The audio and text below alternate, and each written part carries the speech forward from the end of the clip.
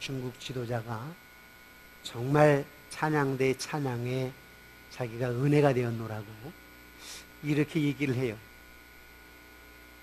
노래, 목소리 기교로 하는 것이 아니라 정말 영적인 마음, 영성을 가지고 찬양하십시다.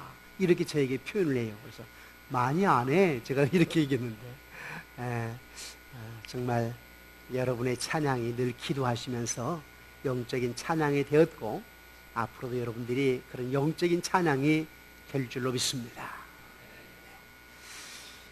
하나님께서 우리에게 주신 말씀은 누가복음 10장 25절에서 37절 말씀으로 저는 본 말씀 중심으로 위대한 동정심을 가져야 한다 하십니다.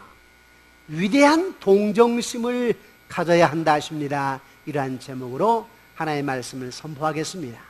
선포된 말씀을 듣고 순종하는 여러분들에게 성령님의 기름 부으심과 성부 성자 하나님의 은혜와 축복이 여러분과 여러분 가정에, 여러분 직장 사업장에 차고 넘치시기를 주님의 이름으로 축원합니다.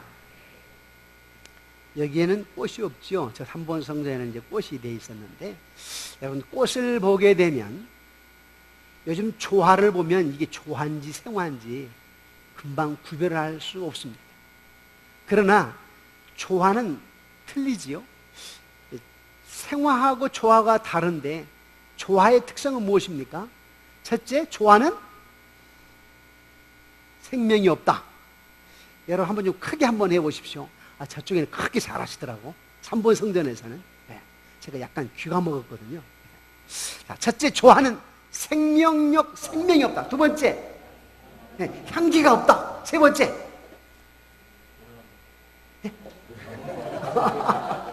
볼품이 없다. 오래오래 간직할 수 있다. 절대, 다시 말해 절대 죽지 않으니까. 절대 죽지 않는다. 또 물 줄 필요가 없다. 또 햇빛과 전혀 관계가 없다. 그런데 생화는 뭡니까? 그와 반대지요. 생명이 있습니다. 향기가 있습니다. 그래서 나비가 날아옵니다. 그리고 햇빛, 물이 필요합니다. 하나님의 말씀이 필요합니다. 성령의 역사가 필요합니다. 향기가 있으니까 다른 사람들에게 아름다운 기쁨을 줍니다. 그리스도인들, 진리가 있고 진정한 크리스찬은 그와 같습니다. 진정한 크리스찬이라고 하게 되면 자기 안에 생명력이 있고 다른 사람들에게 생동감을 주고 자기에게 향기가 있어서 다른 사람들이 가까이 다가오고 기뻐하고, 진정한 그리스도인들은 다른 것입니다. 진정한 그리스도인은 위대한 동정심이 있습니다. 위대한 동정심. 저는 오늘 본 말씀을 통하여서 예수님께서 말씀하신 위대한 동정심, 우리 흔히 누가복음 10장 하게 되면 누가 우리의 이웃인가 이렇게 생각하는데 맞습니다만 저는 오늘은 위대한 동정심을 가져야 한다, 위대한 동정심에 대해서 말씀을 나누고자 합니다. 오늘 본문의 배경은 이렇습니다.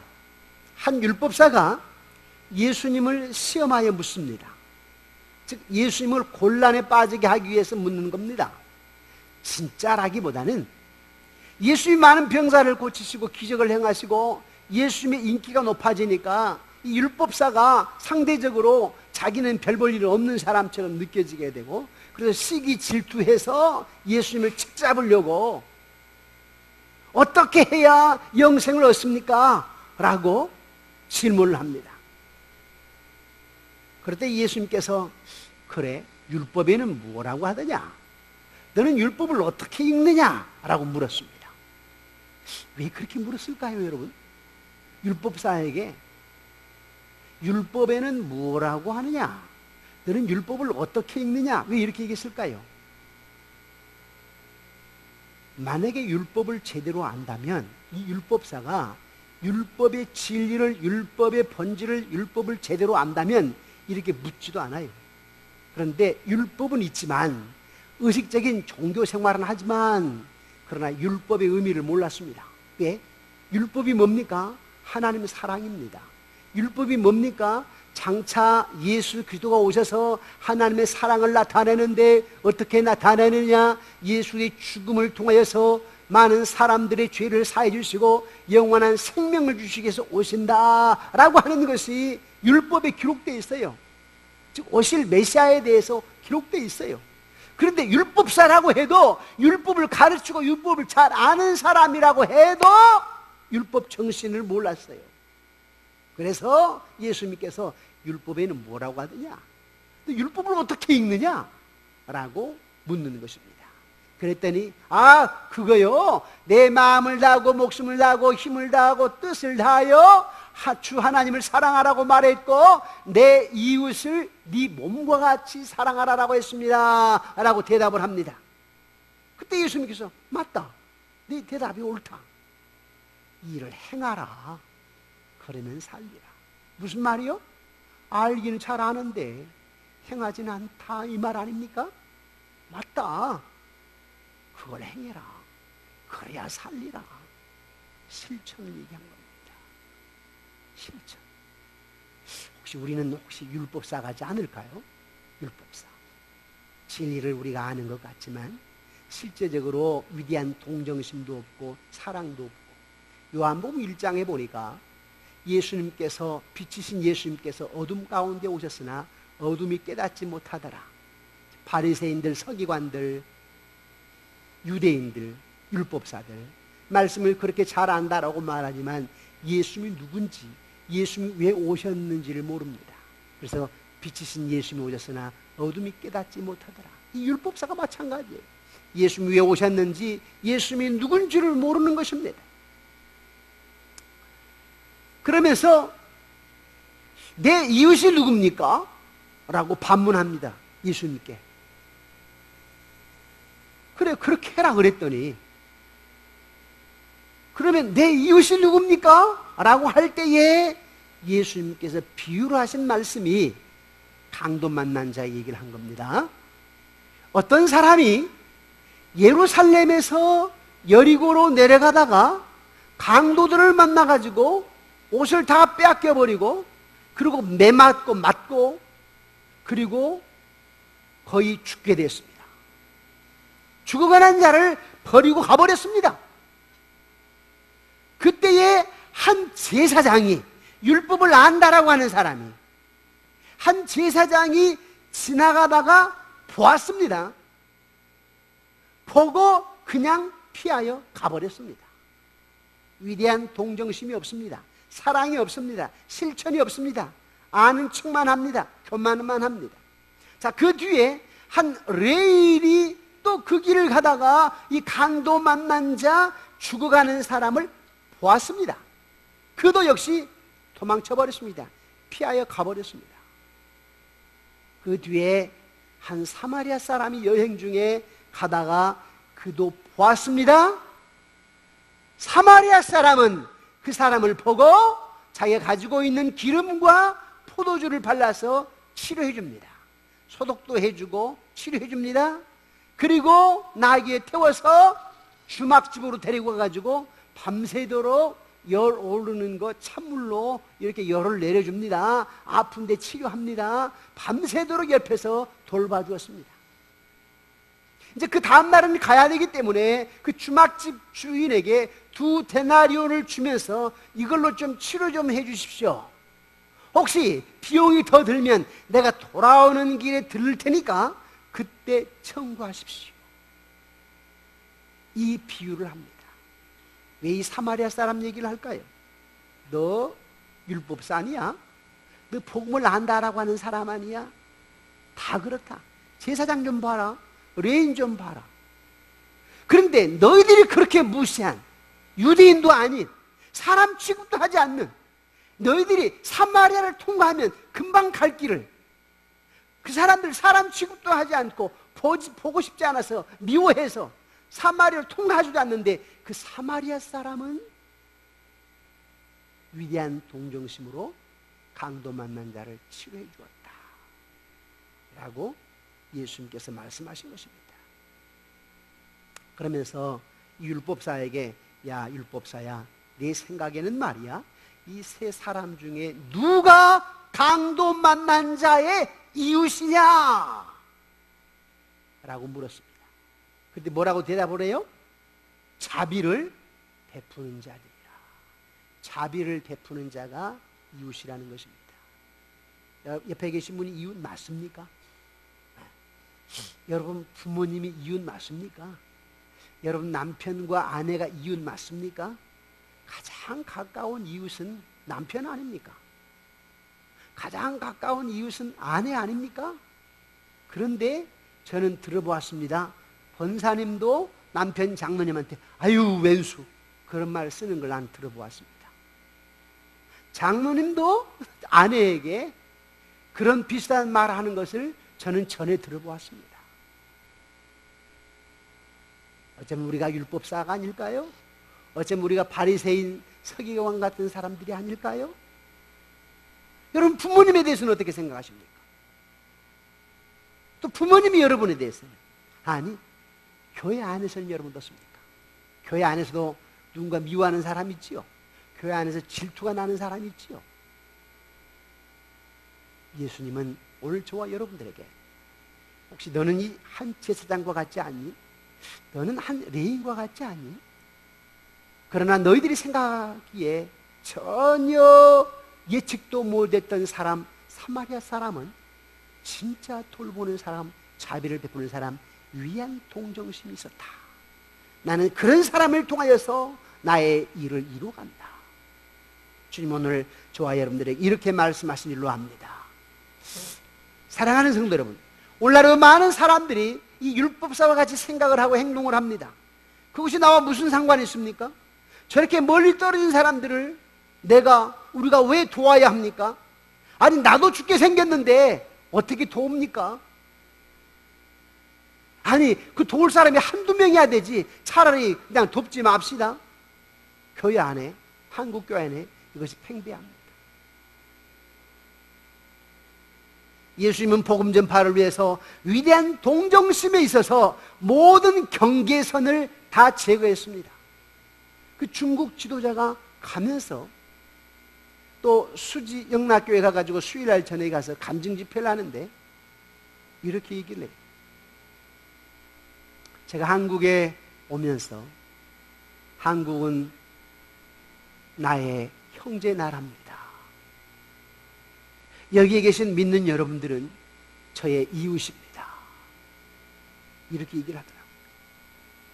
지난 주일날 그분 따님이 중학교 1학년이죠. 주님을 영접하고 제 목양실에서 세례를 받았어요. 아, 그랬더니 그 딸아이에게 여러분 신앙생활한 지 얼마 안 됐어요. 처음 복음을 받은 10년이었지만 이제 예수님을 믿은 것은 5년 됐다고 그러잖아요. 그분이 신학을 했습니까? 아니에요. 또 설교를 들으면 얼마나 들었겠습니까? 아, 그런데요. 제가 옆에서 이렇게 들어보면 신학 이상, 신학을 하신 이상으로 깊이 있게 말을 해요. 아주 영적인 사람이 딸에게 이렇게 얘기를 해요. 정 목사님은 너의 영적인 아버지다. 이렇게 얘기를 하고. 제가 세례를 베풀 때에 공포를 할 때 어떻게 공포했느냐면 이 왕허인은 대한예수교회 장로의 3번 양문께 세례 교인 된 것을 성부와 성자와 성령의 이름으로 공포하노라 그랬어요. 우리 교회에서 받았습니까? 그런데 아빠가 뭐라고 하냐면은 허인은 중국에 있지만은 한국에 오게 되면 한국 3번 양문교회 교인이고 중국에 있으면서도 한국 3번 양문교회 가족으로 우리 기도해야 된다. 이렇게 얘기를 해요. 보람이 있더라. 그렇습니다. 위대한 동정심이라고 하는 것은 지역의 경계선을 넘어갑니다. 지역의 경계선을 제거합니다. 민족의 경계선을 제거합니다. 피부 색깔의 경계선을 제거합니다. 여러분들은 그렇지 않으시죠? 우리 한국에는 많은 동남아권에 와서 일하시는 이 노동자들이 있습니다. 그분들을 여러분들은 어떻게 대하는지요? 우리는 하나님의 사람이기 때문에 대하는 게 달라야 되겠죠. 네. 이웃은 아무나 될 수가 있습니다. 복음 안에서 모든 경계선은 무너집니다. 이것이 복음의 혁명입니다. 복음의 힘입니다. 복음의 능력입니다. 경계를 뛰어넘는 사랑을 하기 위해서 우리가 가져야 할 것은 무엇이냐? 위대한 동정심입니다. 위대한 동정심. 하나님은 경계선을 뛰어넘는 위대한 동정심을 위해서 4가지로 진리의 말씀을 주십니다. 첫째로, 하나님이 세상을 보는 눈으로 보아야 한다 하십니다. 스크린 한번 보시겠습니까? 스크린. 하나님이 세상을 보시는 눈으로 세상을 보아야 됩니다. 하나님이 아내를 보는 눈으로 내가 아내를 보아야 됩니다. 하나님이 내 남편을 보는 눈으로 내 남편을 보아야 됩니다. 하나님이 옆에 계신 장로님, 집사님, 권사님을 보는 눈으로 내가 보아야 됩니다. 여러분들이 하나님이 담임 목사를 보는 눈으로 여러분들이 목사를 보아야 됩니다. 근데 목회하다 보면 그렇지 않을 때가 많아요. 그래서 저도 몇 번이고 하나님이 꼭 제가 이걸 해야 됩니까? 물을 때도 많았습니다. 왜 그럴까? 왜? 새벽마다 본인 자신을 위해서, 자녀들을 위해서 기도하건만, 눈물로 기도하건만. 왜 목사를 함부로 대할까 싶을 때가 많았었습니다. 다시 말하면 자기 목사를 하나님이 보시는 눈으로 보지 않는다는 거예요. 자기 교회 옆에 있는 권사님을, 집사님을 하나님이 보시는 눈으로 보지 않는다는 것입니다. 그건 위대한 동정심이 아니에요. 하나님은 위대한 동정심의 발로가 있는 사람들을 사용하십니다. 그런 자를 하나님이 축복하십니다. 그런 자에게 능력으로 역사하십니다. 사랑하는 성도 여러분, 한 제사장 그냥 지나가세요. 한 레인 그냥 지나가세요. 만약에 우리가 하나님이 보시는 눈으로 여러분들이 세상을 바라보지 아니하고 하나님이 보시는 눈으로 장로님을, 권사님을, 목사님을, 성도님을, 부모를, 남편을, 아내를 바라보지 않는다면 여러분도 똑같이 강도 만난 자 지나가 버렸던 제사장하고 똑같습니다. 레인하고 똑같습니다. 형식만, 의식만 있습니다. 직분만 가지고 있을 뿐입니다. 그러나 오늘 이후에 여러분들이 위대한 동정심을 통해서 세상을 변화시키는 거룩한 영향력을 발휘하기를 원하는 사람으로 하나님이 세상을 바라보는 눈으로 세상을 바라보시기를 바랍니다. 하나님이 바라보시는 눈으로 여러분 남편을 바라보시기를 바랍니다. 하나님이 보시는 눈으로 여러분 아내를 바라보시기 바랍니다. 하나님이 바라보시는 눈으로 여러분의 부모님을 바라보시기를 원합니다. 하나님이 바라보시는 눈으로 시어머니를 바라보시기 바랍니다. 하나님이 바라보시는 눈으로 목회자를 바라보시기를 원합니다. 저도 하나님이 보시는 눈으로 여러분을 바라보겠습니다. 그래야 산 것 같지요? 그래야 교인 같지요? 그래야 진짜 교인 같지 않겠습니까?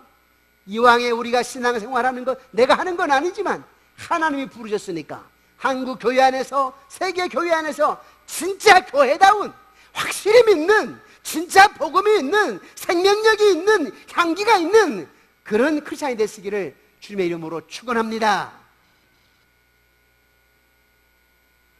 경계선을 뛰어넘는 위대한 동정심을 갖기 위해서는 두 번째로 하나님께서 느끼는 마음을 가져야 한다 하십니다.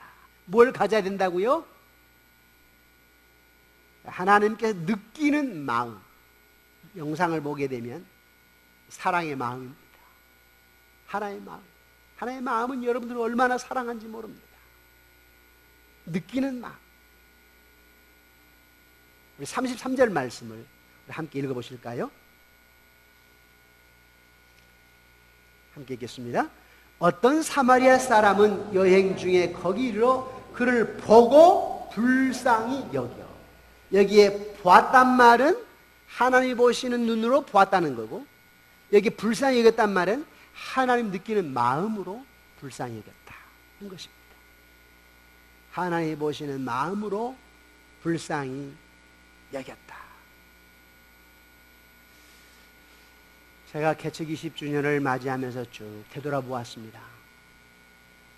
주마들, 즉 스쳐가는 분들이 있는데, 한 분 장로님은 제가 개척 초기에 아마 몇 개월 됐을 때인가요? 그때는 헌금함을 뒤에다 놓았어요. 헌금 시간을 따로 있는 게 아니라 헌금함에다 넣고, 그리고 나중에 집사님이 열어서 가지고 오게 되면 기도하고 그렇게 했습니다만은, 평일날 언제 왔다 가셨는지 거기에 목사님 생활비 해가지고 한 달 사례분을 넣어놓으셨어요. 서울 양문교 장로님이세요. 그때 제가 사례를 부목사로 사임할 때 40만 원 받았습니다. 20년 전이니까 지금 한 200만 원 될까요? 그런데 이분이 넣어놓고 가셨어요. 물론 서울 양문교에서 1년 동안 매월 사례를 보내왔습니다. 그러나 저는 그 사례를 쓰지 않고 여전사님에게 사례를 드렸어요. 제 사례를 여전사님에게. 그 목사님 생활 어떻게 했습니까? 형제들이 도왔습니다. 그리고 장모님이, 개척교회 목사님이 추례하면 안 된다고 1년에 한 번씩 꼭 양복을 하셨대요. 그리고 이제 처형들 4명이 돌아가면서, 금년에는 큰 처형, 다음에는 둘째 처형, 그 다음에는 셋째 처형, 돌아가면서 양복을 하셨습니다. 개척에서 한 달에 한 300~400만 원씩 이자, 마이너스가 되니까 아내는 늘 돈을 꾸어서 이렇게 돌려막기를 하고, 그런 거 아니까 처형 처남들이 이렇게 돈을 주시기도 하고, 애들 좀 학비를 대기도 하고, 아이들 옷을 사주기도 하고, 또 아이들 헌옷 깨끗한 옷을 주어서 입히기도 하고. 그런데 저는 참 오해를 많이 받았지요. 다 형제들이 잘 살아서 그렇게 가져다 주다 보면, 입다 보니까 다 돈 많아서 사입힌 줄 알고 오해도 참 많이 받았습니다. 그러나 한 달에 300~400만 원씩 마이너스 되는 거, 그걸 이렇게 돌려막기 할 때 오죽했겠습니까? 아무도 모릅니다. 그때 부교육자들이요, 저는 한 달, 2달 사례가 밀릴 때도 있었지요. 그러나 그들은 돈 꿀 생각 안 하잖아요. 그 빚 전화 받아가지고 앰프값 빨리 보내주세요, 의자값 빨리 보내주세요, 뭐 이렇게 할 때, 뭐 집사님이 말이죠, 전화해가지고 빨리 안 준다고, 목사님이 약속을 안 지키면 돼요 하다가 내한테 당신이란 말도 쓰고, 장로님도 집사님도. 그래서 야, 믿음 꽝이구나, 꽝. 그럴 때 많았습니다. 개척교회 목사인데 그거 3개월을 못 기다려 가지고 그런 얘기를 합니다. 그런데 제가 왜 얘기를 하려고 하냐면, 주변의 형제들이 위대한 동정심으로 도왔어요. 몇 년 전까지 말입니다. 그래서 저는 지금 이제 큰 처형이 78이십니다. 큰 처남이 75입니다. 처형 처남들이 다 70이 넘고 60 중반부터 다 70이 넘었습니다. 80 가까이 됩니다. 우리 건축을 해서 어렵지만, 제가 큰 처형이 오시게 되면 장모님 생각하고 제가 차표를 끊어드리고 용돈을 드립니다. 1년에 한 번씩 큰 처남 병원에 가가지고 제가 점심을 삽니다. 그분이 돈 많지요. 그런데 내가 해야 될 도리가 있으니까, 장인 어르신 생각하고 장모님 생각하고 어르신이니까 내가 한 번은 삽니다. 몇 배로 그분이 하시지만, 애들 공부할 때 등록금도 되기도 하시고 애들 용돈도 이렇게 주시지만, 제가 해야 될 도리가 있으니까. 이제는 다 70 넘어서 다 퇴직하신 분들 아닙니까? 그러니까 10번 만나면 8번은 당신들이 밥을 사시지만 한두 번 정도는 제가 일부러 삽니다. 아, 그러면 목사님이 무슨 돈이다? 아닙니다. 이제는 연세가 많으시니까 또 나도 해야지.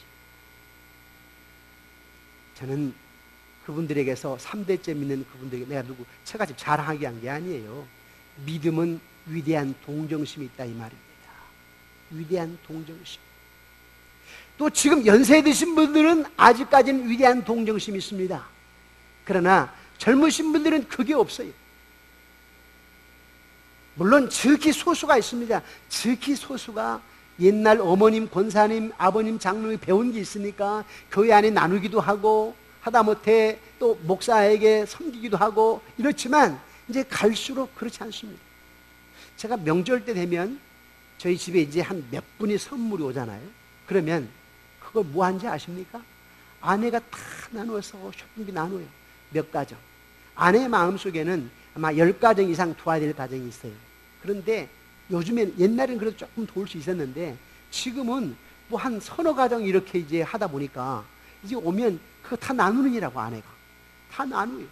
그리고 이제 부족하니까 아내가 가서 사와요. 코스트코 가면 좀 싸잖아요. 그러니까 가서 사와가지고 나누어요. 그런데 아쉬운 것은 뭐냐면, 성도님들이 명절 때가 되면 좀 그러면 좋겠다. 그러면 저도 여러분들이 하게 되면 그분들이 좀 자존심 상해 하거든. 사모가 기도하는 마음으로 나누면서 하게 되면 얼마나 아름다워. 근데 갈수록 그렇게 안 돼, 이 시대가. 이제는 예수 믿는 사람들이 각박해져요. 위대한 동정심이 없습니다. 그러나 하나님은 얘기합니다. 한 제사장 보았지, 한 레위인 보았지, 그러나 그와는 정반대로 이 사마리아 사람 좀 보아라. 지금은 사랑이 식어져 가고 있습니다. 사랑하는 성도 여러분, 우리는 위대한 동정심으로, 주님이 느끼는 마음으로 불쌍히 여겨야 될 줄로 믿습니다. 지난 주간에 우리 총여전도회에서, 총남전도회에서 장학금이라고 가져왔습니다.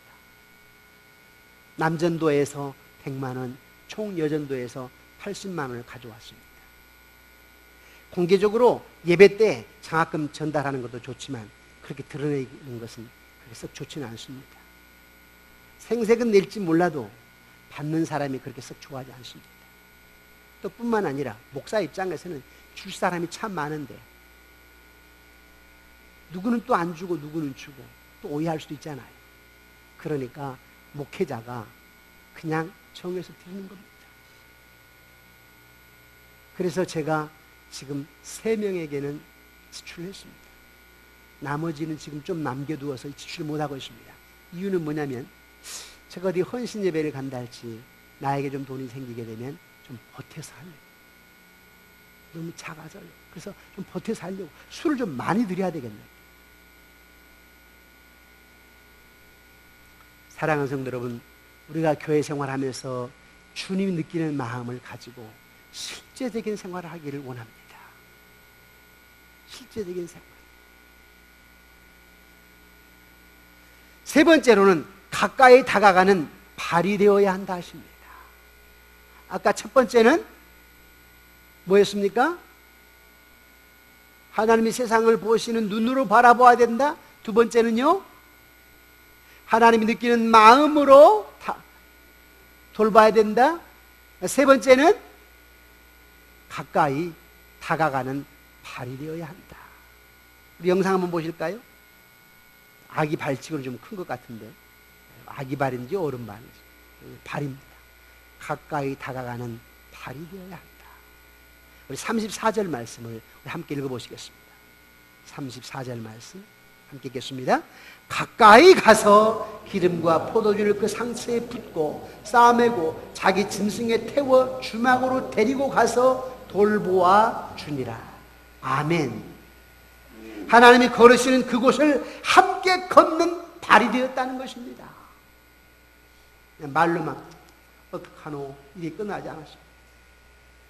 교인들이 가엾어하고 순간 잠깐 눈물 흘리고 그렇게 끝나버리지 않습니다. 가까이 다가가는 발말입니다. 야고보서 1장 27절 말씀 우리 함께 읽어보실까요? 시작. 하나님 아버지 앞에서 정결하고 더러움이 없는 경건은 곧 고아와 과부를 그 환난 중에 돌보고 또 자기를 지켜 세속에 물들지 아니하는 그것이니라. 아멘. 사람들은요 항상 확실히 보장된 투자를 하기를 원합니다. 그런데 하나님의 일로 투자보다 확실히 보장된 거 있습니까? 사람에게 투자는요 확실히 보장된 건 아니에요. 은혜를 잃어버린 일들이 얼마나 많은데요. 그러나 하나님 일로 투자할 때는 보장이 확실합니다. 확실합니다. 확실해요. 제가 은사를 체크를 하다 보니까 이 목사가 여러 은사가 있지만 특히 섬기는 은사가 있어요. 은사가. 그래서 제가 때로는 괴로울 때가 많습니다. 왜? 제 것은 나만 할 데가 없으니까. 일단 지갑에 돈만 들어오면 일단 나가요. 선교사를 만나든 개척교회 목사님을 만나든 우리 청년을 만나든 휴가 나온 녀석을 만나면 무조건 상관은 있습니다. 나에게는 투자하면 하나님이 채우십니다. 그런데 그렇게 됩니다. 여러분들에게 하나 말씀을 드리려고 합니다. 제가 이런 얘기를 들어요. 목사님이 딸들 유학 보냈다. 이렇게. 그런데 여러분, 저는 두 딸을 하나는 중국으로 보내서 졸업하고 왔고 둘째는 지금 미국 가서 1년을 마치고 돌아왔지만 한국에 있는 대학보다 돈 덜 들었습니다. 중국의 북경 중위대는 한국에 있는 경희대, 연세대 가려면 한 학기에 적어도 650 듭니다. 공대 같은 데 가면 약 한 700만 원 이상 듭니다. 그러니까 학비 내는 것만 1년 1,500만 원입니다. 그래서 서울에 있는 교회가 목사님 자녀 교육비로 대학원까지 대학 4년, 대학원 2년 해가지고 딱 교회 규칙에다 넣어놨어요. 그래서 룰도 애매하지 않습니까? 그러니까 룰을 서울에 있는 교회를 보니까 연세대, 경희대로 아예 못을 박아놨다. 연세대, 보레돌이 못을 박아놨다. 그래서 얼마인가 내가 알아보았어. 그랬더니 약 1,500만, 학비만 1,500만, 등록금을 대는 거예요. 그런데 이 아이들은, 우리 혜영이는 중국에서 다닐 때에 학비가 그렇게 들지 않습니다. 1년에 학비만 한 700만, 학교 내는 것만. 물론 이제 다른 실습비는 뭐 중위되니까 조금 있지만 학비 등록금은 한국에 한 번밖에 아니에요, 사실. 또 다영 역시 마찬가지입니다. 이 연세대, 고려대가 1년에 학비가 1,500만 원인데 다영이가 다니는 학교는 학비는 1,000만 원입니다. 1년에. 그리고 기숙사비가 1,000만 원. 다 먹여주고 재워주고 하는 기숙사. 그러니까 2,000만 원이면 됩니다. 얘가 학교 안에 기숙사 있으니까 나가서 돈 쓸 일이 없잖아요. 기껏해야 한 100불이면 10만 원이죠. 그런데 100불도 안 써. 한 달에 한 2, 3만 원. 그래서 한국보다 돈이 덜 듭니다. 그래서 이제 모르니까 목사님이 뭐 돈 많아가지고 막 유학 보낸 줄 알고. 물론 일반 대학은 1년에 1억 가져야 됩니다. 7천만 원에서 최소한 1억 가져야 됩니다. 그러나 다니가 다니는 학교는 그렇지 않습니다. 그래서 저는 왜 이 얘기를 하냐면 주의 종이, 꼭 주의 종만 아니도 여러분들이 정말 하나님의 일로 충성 봉사하고 헌신할 때, 위대한 동정심을 발휘할 때 하나님이 다 하십니다. 주변 사람들이 도우십니다. 하나님이 전혀 생각지 않게 역사적인 드라마를 만들어 가십니다. 제가 그걸 말씀드리려고 하는 거예요. 장로님들이, 권사님들이, 집사님들이 하나님의 일로 위대한 동정심을 발휘하게 되면 내가 어떻게 하겠다라고 하는 생각이 아니라 하나님께 맡기게 되면 창조자 하나님이 반드시 그건 내가 할게. 작은 일은 네가 하고 큰 일은 네가 생각 못한 일은 내가 하마.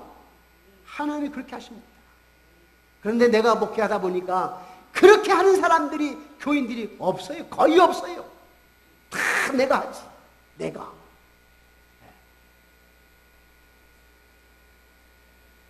사람들은 확실히 보장된 투자를 원하는데 사랑하는 성도 여러분, 확실히 보장된 투자는 여호와 일이신 줄을 믿으시기 바랍니다.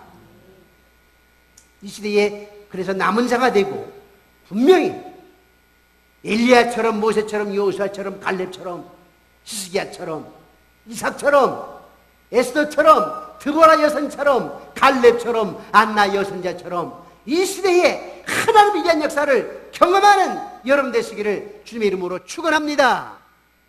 마지막으로 도움을 주는 손이 되어야 한다 하십니다. 그래서 손이 나와 있죠. 손. 설교를 준비하면서 어떻게 하면 성도들이 한 번 설교를 듣고 끝나버린 것이 아니라 여기 이미지가 각인될 수 있을까 생각하고 기도하고 그래서 만든 겁니다.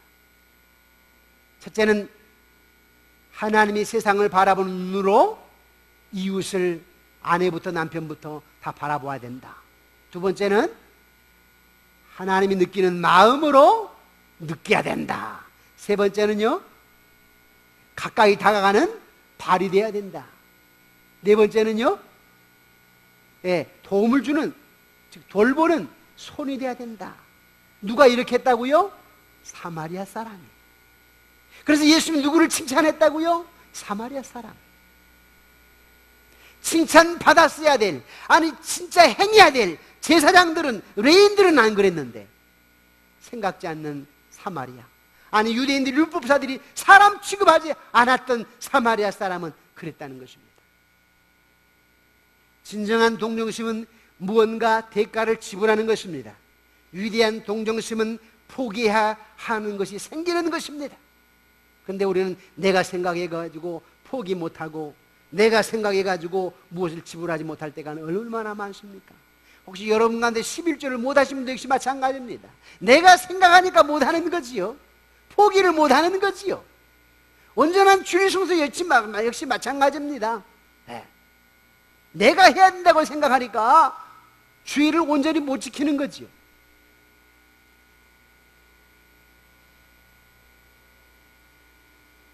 우리가 어떻게 가난한 자, 상처받은 자들을 도울 수 있을까? 위대한 동정심, 그리고 함께 해야 합니다. 우리는 책임지는 공동체입니다. 3번 양문교회는 위대한 동정심으로 어려운 사람들을 도와야 될 공동체입니다. 장리 20주년을 맞이하면서 3번 양문교회가 나가야 될 방향이 무엇입니까? 제가 생각해 보면 어떻게 이렇게 교회가 성장했지? 순전히 하나님의 은혜입니다. 앞으로 역시 마찬가지입니다. 저는 금년 말까지 작년 출석 1000명, 주일학교 1000명을 놓고 기도합니다만, 그러나 그럼에도 불구하고 하나님 연간 예산이나 자랑하고 성도 수만 자랑하는 그런 교회는 안 됩니다. 우리 장로님과 함께 금년에 창의 20주년을 맞이해가지고 장로 안수집사 권사를 세워야 되겠는데 아직 제가 날짜도 정하지 못하고 있습니다. 왜 그런지 아십니까? 인간적인 생각들을 많이 하고 있지 않나 생각이 들어서. 장립식 끝나고 창의 20주년에 은혜로 안 되면 내년에, 내후년에 은혜로 생각해야 되는데 혹시나 상처받을 사람이 있을까 봐. 지금 교회가 완전히 양쪽 성전에서 과도기고 정말 성장을 해야 되는데 안 됐다고 시험 들까 봐 기도하다 보니까 아직은 제가 날짜를 못 정하고 있어요. 우리 장로들에게 아직 말씀도 안 드렸습니다만은 어쩌면 금년을 넘길 수도 없잖아 있어요. 이 교회에 금년 예산까지 다 짜져 있지요. 금년 하는 걸로 돼 있어요. 심지어 장로님은 세우는 걸로 노회에다가 올려놓았어요. 한 명이든 한 명을 통과시키는 걸로 해가지고 올려놓았습니다. 그럼에도 불구하고 제가 기도하는데 아직은 날짜를 못 잡고 있어요. 왜? 창의 20주년에 은혜로 넘어가야 돼. 안 됐다고 또 상처받고 그냥 뒤에서 소리하고, 또 정말 될 수 있도록 기도하고 헌신하고 봉사해야 되는데 기도도 잘 안 하시고 예배 생활도 제대로 안 하시고 그냥 뭐 하나 렛댈 얻는 것처럼 뭐 직분 하나 그냥 챙기는 것처럼 그러지 않을까 싶어가지고 지금 기도하고 있을 뿐 아직 날짜도 못 정했습니다. 우리 장로님들이 지난 한 2주 전에 묻습니다. 목사님 언제 하시지요? 그래서 제가 아직 날짜를 못 드립니다 말씀을 드렸어요. 적어도 3번 양무교회 성도들이요, 제가 조만간 장로의 자격, 권사의 자격, 집사의 자격에 대해서 유인물로 나눠드리겠지만 거기에 완전할 수는 없지만은 어느 정도 합당해야 되지 않겠습니까? 교회가 망하려면 직분자를 잘못 세우면 교회 망합니다. 자격도 없는 사람을 세워놓으면 교회 망합니다. 왜? 자격이 없으니까 뒤에서 불평이나 하고 목사 어깨나 그냥 잡고 늘어지고 교회를 나누고 마음을 나누고, 그러면 자격 없는 사람 장로, 권사, 집사 세워놓으면 교회 망합니다. 성장할 수가 없습니다. 그러나 자격 있는 사람이 세워야 되지 않겠습니까? 저는 기도하고 있습니다. 11월에 할지 12월에 할지 아직도 저는 응답받지는 못했지만, 우리 장로들하고 결정은 못했지만 금년 말에 할지 내년에 할지 우리 함께 기도하고, 다만 우리가 스스로 준비를 해야 됩니다. 나는 정말 위대한 동정심을 가지고 있는가? 하나님의 사람으로 누가 보아도 인정받을 만한 사람입니까? 나는 정말 십자가를 지고 있는 사람입니까? 사랑하는 성도 여러분, 이 마지막 때에 정말 위대한 동정심을 가지고 하나님의 마음에 합한 자로 쓰임받고 그래서 멋쟁이 신자로서 여러분 자자손손이 여러분 가정과 직장과 사업장이 복되기를, 하나님이 축복해 주심으로 말미암아 하나님의 크기를 경험하시기를 주님의 이름으로 축원합니다. 기도하겠습니다.